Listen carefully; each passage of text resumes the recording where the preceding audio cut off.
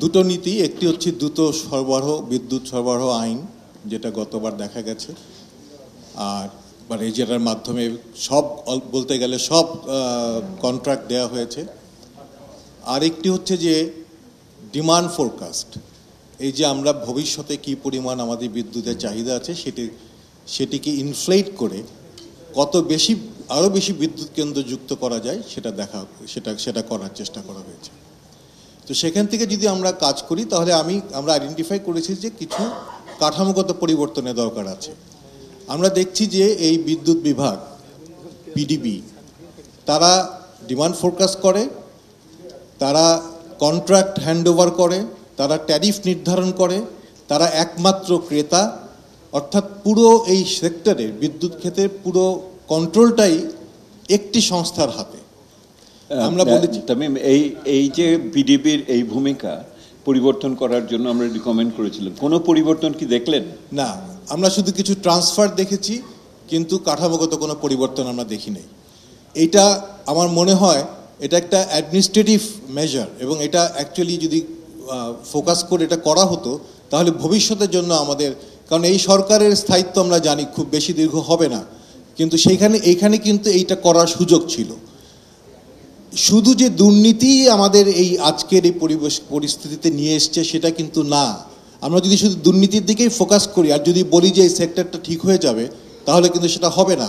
কারণ আমাদের নীতিগত কিছু ভুলভ্রান্তি আছে, আমাদের দ্বিধা আছে, আমাদের প্রফেশনাল যে দীর্ঘমেয়াদী পরিকল্পনায় যে ভুলভ্রান্তিগুলো আছে, বারবার নীতি পরিবর্তন করা হয়েছে, সেখানে হয়তো পলিটিক্যাল ইনফ্লুয়েন্স আছে, অন্যান্য ইকোনমিক ইনফ্লুয়েন্স আছে, কিন্তু শুধু আমরা দুর্নীতির দিকে তাকালে হবে না। এই সেক্টরটাকে যদি দীর্ঘমেয়াদে ভালো করতে হয় তাহলে আমাদের নীতিমালার দিকে যেতে হবে। তো সেই সংস্কারগুলো আসলে যেটা আমরা, যেমন একটা সিম্পল বলি, আমাদের ট্যারিফ যে নির্ধারণ করা হয়, আমরা যখন কোনো বিদ্যুৎ কেন্দ্র দেই কাউকে, তখন যে ট্যারিফ নির্ধারণ করে তার কোনো স্ট্যান্ডার্ড প্রসিডিউর নাই। আমরা বিভিন্ন রকমের মাপকাঠি ব্যবহার করে ট্যারিফ নির্ধারণ করি। এইটা যে স্ট্যান্ডার্ডাইজ ট্যারিফ নির্ধারণ করা, এটা কিন্তু এই সরকার ইজিলি করে যেতে পারতেন। বিভিন্ন বিদ্যুৎ কেন্দ্রের জন্য যে স্ট্যান্ডার্ডাইজ ট্যারিফ তৈরি করা, সেটা করা যেত।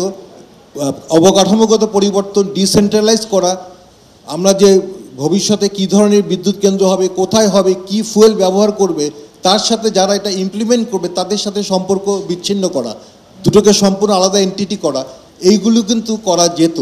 তো সেই রিফর্মগুলো অ্যাকচুয়ালি হয়নি। আমি যদি বাজেটের দিকে আসি, বাজেটের প্রায়োরিটি আমরা জানি এই বিদ্যুৎ এবং জ্বালানি খাতে শুধু গত 15 বছর না, তার আগে থেকে আমি বলবো, আমি এসেছি দেশে সে 95 সালে, তখন থেকেই দেখছি it is matter of fire fighting.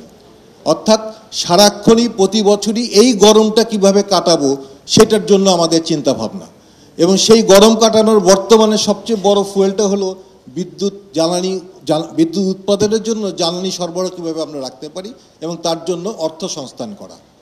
অর্থাৎ আমাদের যে প্রচুর পরিমাণ জ্বালানি আমদানি করতে হবে, নীতির ভুলের কারণে আমরা যে জ্বালানি নির্ভরতার উপর বেড়ে গেছি, সেইটার থেকে আমরা এখন মুক্তি পাওয়ার জন্য যে কাজ করব, সেখানেও কিন্তু কাজ হচ্ছে না। আমরা ঢালাওভাবে সব LOI বাতিল করে দিলাম, বিশেষ করে রিনিউয়েবল এনার্জির ক্ষেত্রে। সেখানে কিন্তু অনেক জেনুইন পার্টি ছিল, আমরা কিন্তু একটু পরীক্ষা নিরীক্ষা করে যেগুলো আমরা জেনুইন ছিল সেগুলোর সাথে নেগোশিয়েট করে আমরা সেই প্রকল্পগুলো কিন্তু এগিয়ে নিতে পারতাম। বর্তমানে 52টি প্রকল্প আমরা দিয়েছি এই টেন্ডারের মাধ্যমে আসার জন্য। এটার এতই নন রেসপন্সিভ এটার যে 3বার 4বার করে সময় বৃদ্ধি করেও আমরা কোনো আগ্রহী বিনিয়োগকারী পাচ্ছি না, কারণ সেখানে যে কন্ডিশনগুলো দেওয়া হচ্ছে সেগুলো বিনিয়োগ বান্ধব না। এবং তারপরে আমরা বলছি যে 29-30 সালে আমাদের কিন্তু বর্তমানে যে ক্ষমতা আছে বিদ্যুৎ উৎপাদনের, 29-30 সালে সেখানে ঘাটতি দেখা দিবে। এখন থেকে যদি আমরা, এটা একটা ট্রানজিশন পিরিয়ডে আছি আমরা, কিন্তু এই সিদ্ধান্তগুলো যদি আমরা এখন না নিতে পারি, আমরা 29-30 সালে আমরা কিভাবে সেই বিদ্যুতের চাহিদা মেটাবো সেটার প্রস্তুতি এবং সিদ্ধান্ত যদি এখন না নিতে পারি, তাহলে কিন্তু আমরা একটা বড় ধরনের বিপদে পড়ব। সে একইভাবে গ্যাস সরবরাহের ক্ষেত্রে আমরা দেখতে পাচ্ছি এখন মাত্র 2700 মিলিয়ন ঘনফুট গ্যাস সরবরাহ করতে পারছে LNG সহ। সেখানে কিন্তু আমাদের বড় আকারের বিপর্যয় আমাদের সামনে অপেক্ষা করছে। তামিম, জি, গ্যাস যে নাই, আসলে কি নাই নাকি আমাদের আছে অনুসন্ধানের যে কার্যকলাপ করা হচ্ছে, শুধু বাপেক্সের উপর ভিত্তি করে যে কাজ করা হয়েছে আমরা দেখেছি সেটা সফল হয়নি। গত 15 বছর বাপেক্স অনলি পলিসি নিয়ে আমরা কিন্তু এগোতে পারিনি। এবং আমাদের গ্যাস সংযুক্ত হয়নি, কোনো নতুন গ্যাস সংযুক্ত হয়নি।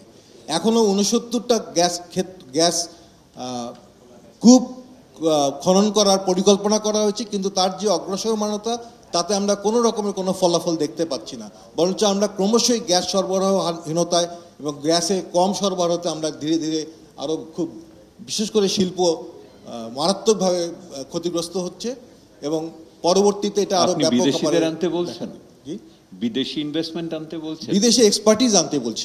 আমি মনে করি যে এই যে গ্যাস ক্ষেত্রগুলো ক্ষেত্রে বাজেট বরাদ্দ করতে হবে, ব্যাপকভাবে বাজেট বরাদ্দ করতে হবে গ্যাস ক্ষেত্র উন্নয়নের জন্য, এবং নিজস্ব গ্যাস উৎপাদন বৃদ্ধির জন্য আমাদেরকে অনেক বেশি বিনিয়োগ করতে হবে, সেটা দেশি হোক বিদেশি হোক। নগদ পেমেন্টে 500 টাকা পর্যন্ত ক্যাশব্যাক আর লেনদেনে প্রতিদিন ডিপ ফ্রিজ এবং ঘন্টায় ঘন্টায় এসি টিভি সহ দারুণ সব গিফট।